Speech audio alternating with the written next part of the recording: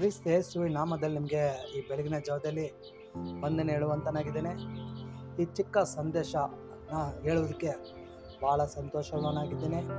ಈ ಸಂದೇಶ ಕೇಳುವಂಥ ನೀವು ನಿಮ್ಮ ಕುಟುಂಬವು ಕರ್ತನ ಹೆಸರಿನಲ್ಲಿ ಆಶೀರ್ವದಿಸಲ್ಪಡಲಿ. ಲೂಕ ಬರೆದ ಪತ್ರಿಕೆಯಲ್ಲಿ 5ನೇ ಅಧ್ಯಾಯದಲ್ಲಿ 1ನೇ ವಚನದಿಂದ ಹಿಡಿದು 11ನೇ ವಚನದವರೆಗೂ ಪೇತ್ರ, ಅಂದ್ರೆಯ, ಯೋವನ, ಯಾಕೋಬ ಇವರನ್ನು ಕುರಿತು ನಾವು ಧ್ಯಾನ ಮಾಡುವಂತರಾಗಿರೋಣ.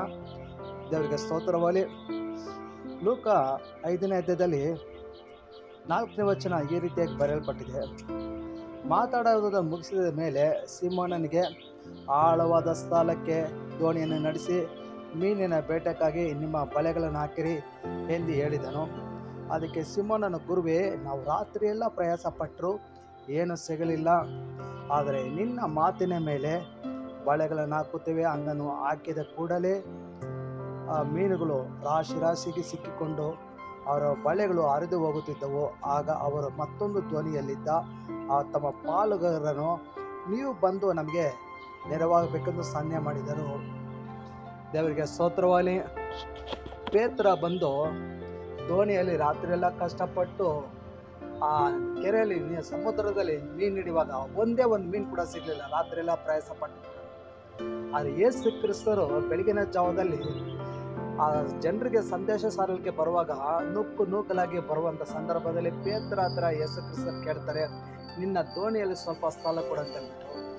ದೋಣಿಯಲ್ಲಿ ಯೇಸು ಕ್ರಿಸ್ತರಿಗೆ ಪೇತ್ರನು ಸ್ಥಳ ಕೊಡುವಾಗ ಆ ದೋಣಿಯಲ್ಲಿ ನಿಂತ್ಕೊಂಡ ಯೇಸು ಕ್ರಿಸ್ತರು ಸ್ವಲ್ಪ ಒಳಗಡೆ ತಳ್ಳು ಅಂತ ಹೇಳುವಾಗ ಯೇಸು ಕ್ರಿಸ್ತರು ಮತ್ತೆ ದೋಣಿ ಸ್ವಲ್ಪ ಒಳಗಡೆ ತಳ್ಳುವಾಗ ಅಲ್ಲಿ ಆ ದೋಣಿಯಲ್ಲಿ ನಿಂತ್ಕೊಂಡು ಉಪದೇಶ ಯೇಸು ಸ್ವಾಮಿ ಮಾಡ್ತಾರೆ.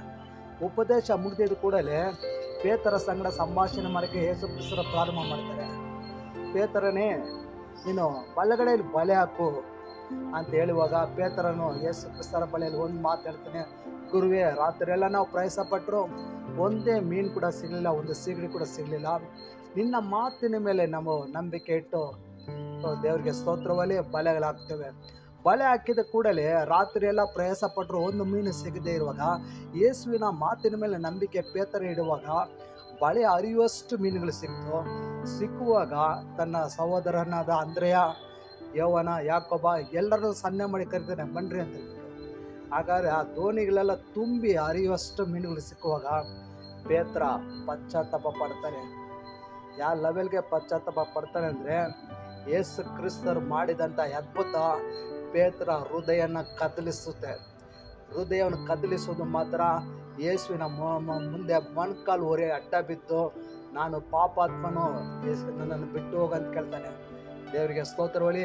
ಆ ಮೀನುಗಳ ರಾಶಿಗಳನ್ನು ನೋಡುವಾಗ ವಿಸ್ಮಯಗೊಳ್ಳುವಷ್ಟು ಮೀನುಗಳು ಸಿಗುತ್ತೆ, ವಿಸ್ಮಯಗೊಳ್ಳುವಷ್ಟು ದೇವರು ಅದ್ಭುತ ಮಾಡುತ್ತಾರೆ.